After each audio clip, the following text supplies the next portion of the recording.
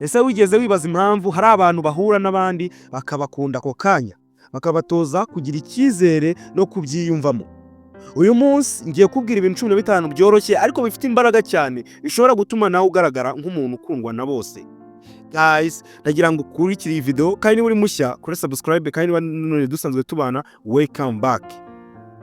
Tudatinze guys, reka duce tugenda n'ikintu cya mbere. Ikintu cya mbere ni ugushimira abandi mukuri. Shimira abandi mu buryo butavangiye. Niba hari ikintu cyiza bakoze, kibabwire utuje kandi ubikuye ku mutima. Guys, icyo ni ikintu kizatuma uba umukundwa wa bose. Guys, tudatinze ka tujye ku kintu cya kabiri. Gusuhuza useka cyangwa gusuhuza umuntu ubifitiye akanyamuneza. Isuku ku maso ni ngombwa. Ugusuhuzanya umuntu urugwiro kandi ugaseka useka bigira imbaraga mu gutuma umuntu yumva ko akunzwe. Ako kantu ujye ugakorera umuntu niba ushaka nawe kuba umunyagikundiro. Ikintu cya gatatu, kumva neza abandi, listening. Ntukavanga amagambo igihe abandi bavuga. Baha umwanya wo kurangiza ibyo bavuga ubundi ubona uvuga. Apana kumva umuntu arimo aravuga nawe ngo urimo uravuga ugasanga n'umwanzuro urabuze. Ikintu cya kane, kugira isuku ku mubiri n'imyambaro. Isuku ni ikintu cya mbere abantu babona kandi iyo ugifite baranakubaha ndetse bakanakigukundira. Imyambaro ikeye, umubiri ukeye bituma abantu batakwibagirwa cyangwa ngo akwinuwe. Icyo ngicyo ni kiri mu bintu nyine, ibyo biri mu bintu bituma uba umukundwa w'abantu. Ikintu cya gatanu guys, kumenya guhitamo amagambo uvuga. Ntukavuge nabi abantu. Ntukavuga amagambo ababaza abandi. Umuntu uvuga abandi nabi, umuntu utavuga abandi nabi akundwa na bose. Icyo kintu ujya wicara ukizi. Icya gatandatu, kumenya guha abandi umwanya. Ntukiharire ikiganiro cyangwa ibirori. Jya wumva ko buri wese afite umwanya. Niba hari ikintu ufite, kimenyesha abandi mufatanye. Wikiharira ibintu wenyine. Iyo ufatanye n'abantu bituma uba umukundwa wa bose. Icya karindwi, gufasha abandi mu buryo butunguranye. Niba ushobora gufasha, fasha ntutegereze, udategereje guhembwa cyangwa gushimirwa cyane. Jya ufasha ubikuye ku mutima. Bituma abantu bakuzi bagufata nk'umuntu nyine mwiza, bigatuma bose bakwimariramo. Ikintu cya munani, kugira umutima utuje. Ntukaba umuntu urakara buri gihe. Kuba utuje bituma abantu bagufata nk'umuntu wizewe. Kuba umuntu agukoreye ikosa gato ugahita uhubuka, ugahita umukomeretsa. Guys, ubugaragaje n'isura mu bantu. Niyo mpamvu usanga abantu nabo bagenda bagucikaho.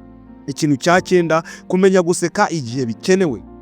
Nicyo bita homo nziza, ikurura abantu. Ariko ntugaseke nabi cyangwa guseke abandi. Ubwo ni igihe usetse, igihe ubonye akantu gasekeje ariko gasekeje nko mu makomedi, mu mafilime. Apana kudiscussing umuntu ngo umuseke bitewe n'icyo kibazo. Ibyo nabyo biri mu bintu bituma abantu bagukunda, kuko kunda kwisekera nyine nawe abantu bakagukunda. Ikintu cya 10, kwitonda mu byo uvuga. Amagambo make afite icyo asobanuye aruta amagambo menshi adatuma abantu bagukunda. Jya uvuga amagambo make, amagambo wateguye, amagambo watekereje kandi amagambo uzi neza ko nta ngaruka yagutera. Ikintu cya 11 guys, kugira icyizere mu byo uvuga. Niba uvuge utajijinganya ariko utibona cyane. Niba wavuze ko uvuga nko mu ruhame, imbere ubwira abantu igishishikajwe muri ako kanya, ahubwo kuruta kujya imbere kujya kubiryagaguraho.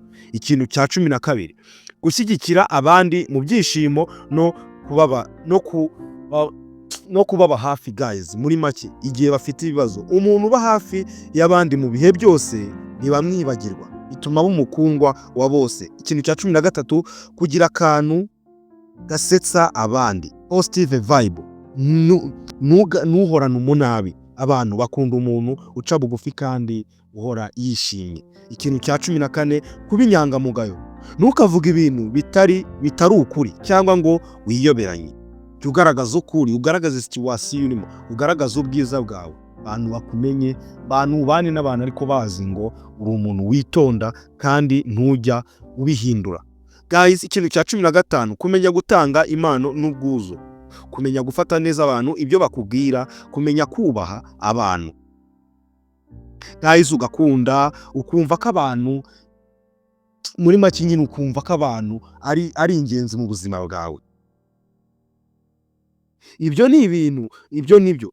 Ibyo ni ibintu 15 bishobora gutuma abantu bagukunda kandi bakumva bagukeneye.